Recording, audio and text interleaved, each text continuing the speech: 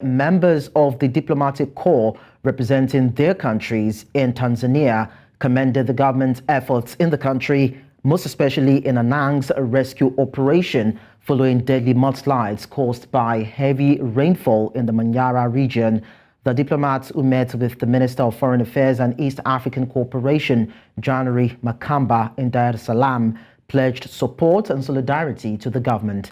The meeting was convened to brief the diplomats on the situation in Hanang and the measures taken by the government to address the disaster. Mchamba said the mudslides resulted in the loss of 76 lives, injuries to 117 people, and extensive damage to property, homes, and infrastructure. Joining us live from Hanang to discuss this is Sheila Mchamba, CEO, Nuru Binti. Sheila, it's nice to have you around. Thank you very much. The pleasure is mine. Now, I need you to talk us through what you have observed since arriving in Hanang in terms of casualties and rescue operations. So I have been here like 5 hours back. What I've experienced, number one, I managed to visit their asylum. Sheila, sorry. Before you continue, I'd like you to switch on your video. We can't see your visuals. We will need you to do that. Sorry. So I've been here like 5 hours back. What I've been experiencing is that first, the most injured people and the ones who are at the asylum mostly are the children and women. So due to this, I would advise those people who want to give help to these people to concentrate more on the needs that the children and the women would need at this time. But number two, I've also experienced that the rescue team is still around trying to find out if there are still survivors or to find out if there are some new dead cases, new dead bodies.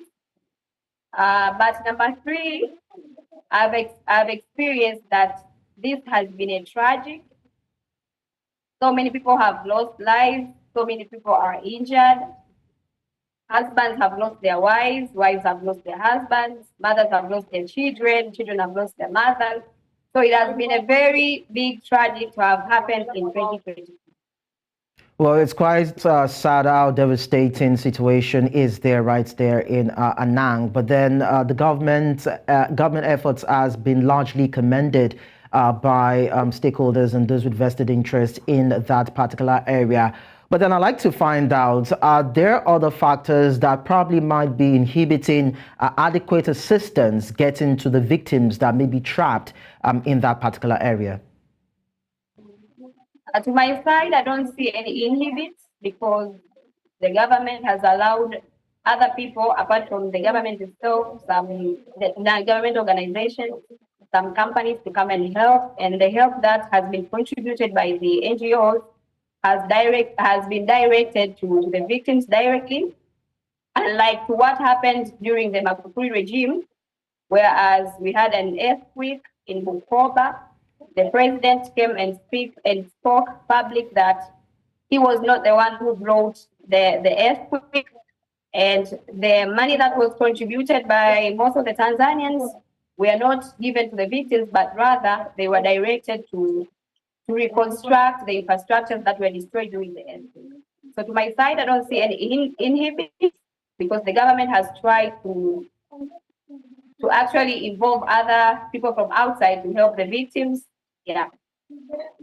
Well, we're actually talking about human lives here, and we know that natural disasters, most in cases, might not be, it's probably impossible to avert them in some instances. But I'd like to also know, in areas or cases where there might be a recurrence, is there anything that can be done either by government or by these diplomats or by the emergency rescuers or the meteorologists to prevent a recurrence, or when we have crises like this, to mitigate the impacts on people that might have to suffer casualties?